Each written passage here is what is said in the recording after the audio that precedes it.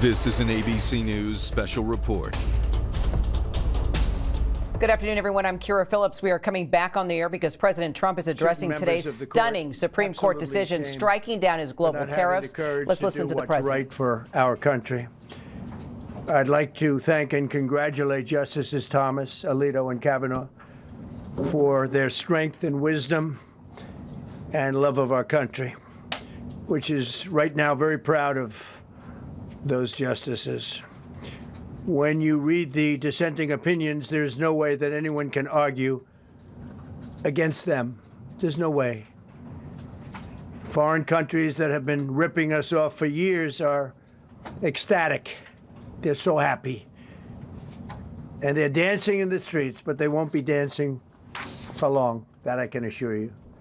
The Democrats on the court are thrilled, but they will automatically vote no. They're an automatic no, just like in Congress. They're an automatic no.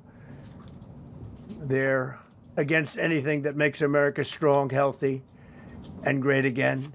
They also are a, frankly, disgrace to our nation, those justices.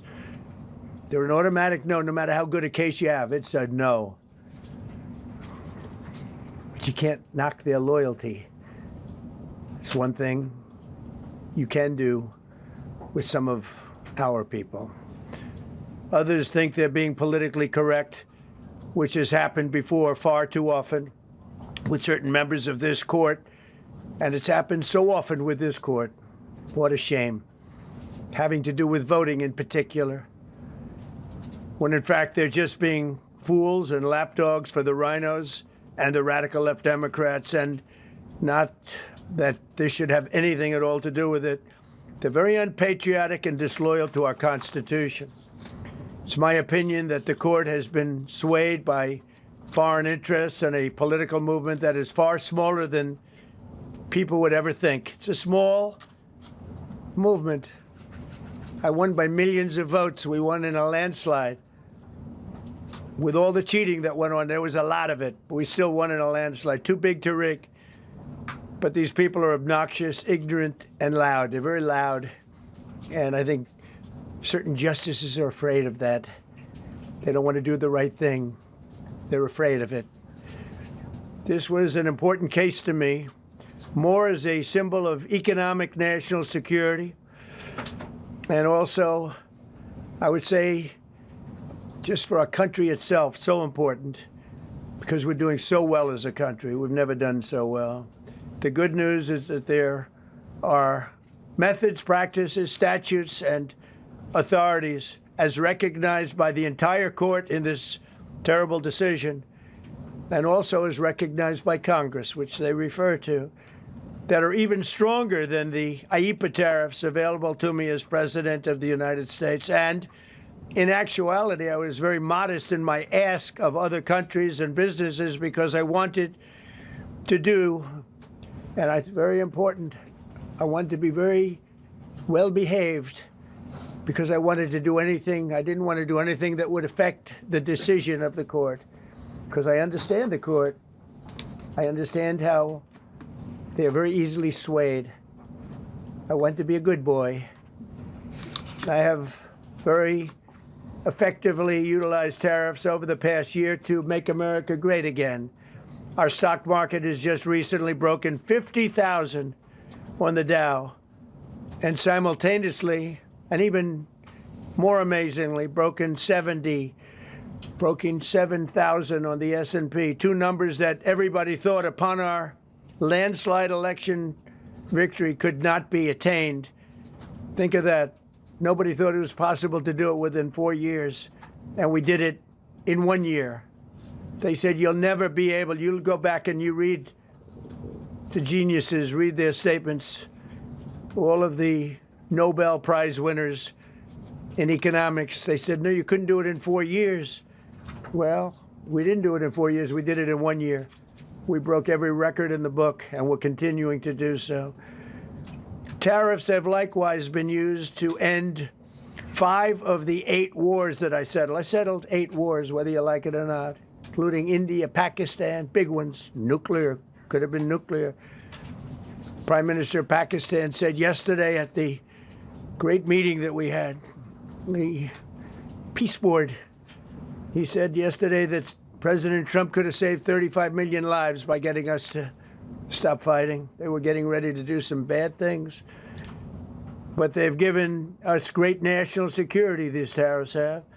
And together with our strong borders, reduced fentanyl coming into our country by 30%. When I use them as a penalty against countries illegally sending this poison into our country to poison our youth. All of those tariffs remain. They all remain. I don't know if you know that or not. They all remain. We're still getting them, and we will after the decision. I guess there's nobody left to appeal to. But again, those three people, such respect. I've had a lot of respect for them anyway, but such great respect. But other alternatives will now be used to replace the ones that the court incorrectly rejected. We have alternatives, great alternatives. Could be more money. We'll take in more money, and we'll be a lot stronger for it. We're taking in hundreds of billions of dollars. We'll continue to do so. To show you how ridiculous the opinion is, however, the court said that I'm not allowed to charge even $1. I can't charge $1. Can't charge $1. I would have used 1 penny, but we don't make the pennies anymore. We save money. Can't charge $1 to any country under IEPA. Not $1. I assume to protect other countries. This must have been done to protect those other countries, certainly not the United States of America, which they should be interested in protecting. That's what they're supposed to be protecting. But I am allowed to cut off any and all trade or business with that same country. In other words, I can destroy the trade. I can destroy the country. I'm even allowed to impose a foreign country-destroying embargo. I can embargo. I can do anything I want, but I can't charge $1. Because that's not what it says. And that's not the way it even reads. I can do anything I want to do to them, but I can't charge any money. So I'm allowed to destroy the country, but I can't charge them a little fee. I could give them a little two-cent fee, but I cannot charge under any circumstances. I cannot charge them anything. Think of that. How ridiculous is that? I'm allowed to embargo them.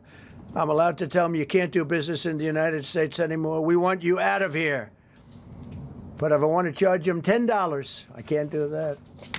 It's incorrect. Their decision's incorrect. But it doesn't matter because we have very powerful alternatives that have been approved by this decision. You know, they've been approved by the decision for those that thought they had us. And they're saying that I have the absolute right to license, but not the right to charge a license fee. So think of that. I have the right to license, which is a very powerful word. In many ways, license is more powerful than tariffs. In fact, I was thinking about using it. But they came up with the idea that I can license, just like the people that were opposing me told them to do, but not the right to charge a license fee. Think of that.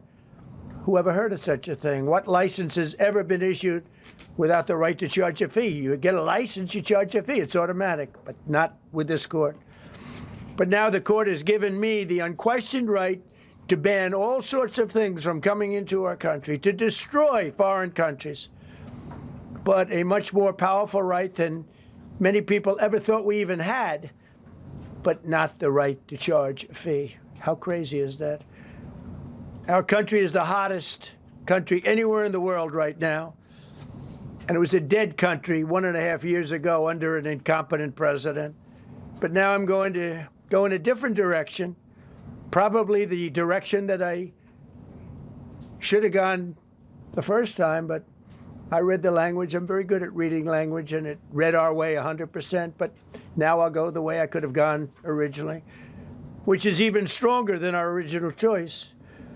As Justice Kavanaugh, whose stock has gone so up, you have to see, I'm so proud of him, wrote in his dissent, although I firmly disagree with the court's holding today, the decision might not substantially constrain a president's ability to order tariffs going forward.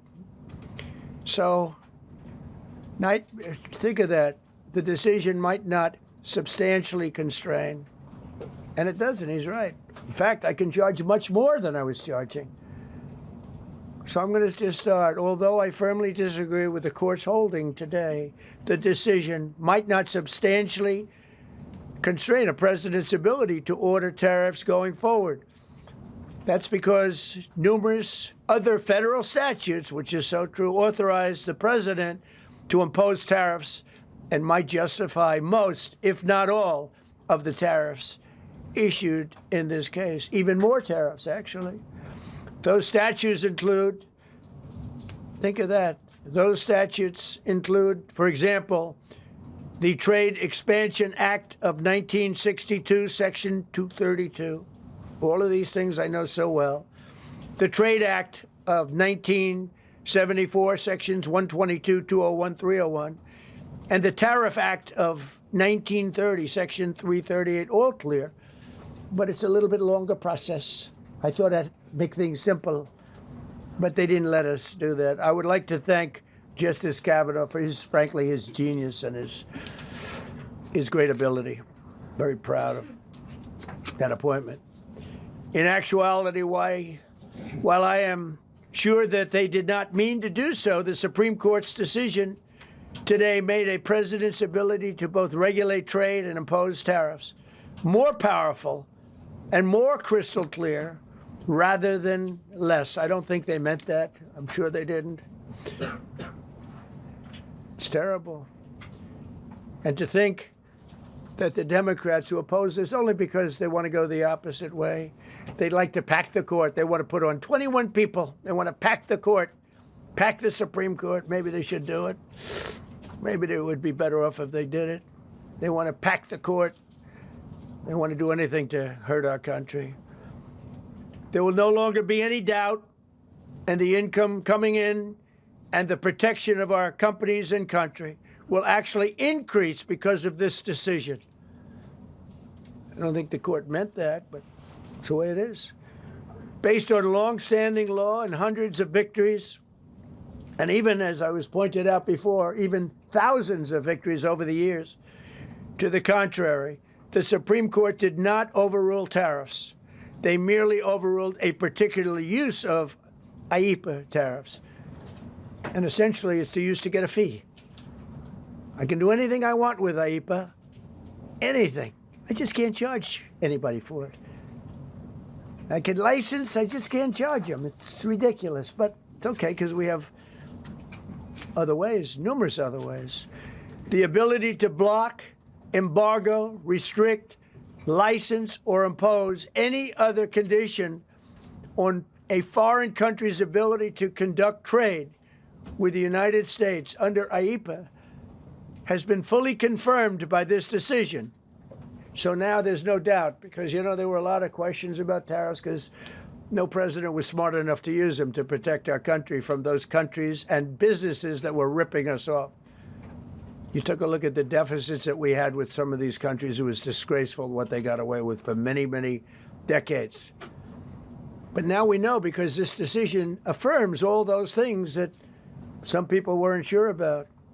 In order to protect, and it says so, in order to protect our country, a president can actually charge more tariffs than I was charging in the past period of a year under the various tariff authorities. So we can use other of the statutes, other of the tariff authorities, which have also been confirmed and are fully allowed. Therefore, effective immediately, all national security tariffs under Section 232 and existing Section 301 tariffs, they're existing, they're there, remain in place, fully in place, and in full force and effect. Today, I will sign an order to impose a 10% global tariff under Section 122, over and above our normal tariffs already being charged.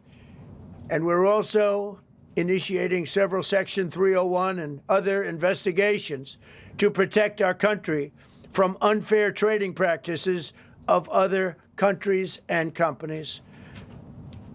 Thank you for your attention to this matter, and I say quite simply, which I've said for a long time, make America great again. And interestingly, we've already made it great, so I don't have to use that, but I don't think we'll ever give up on MAGA. MAGA is always going to be with us.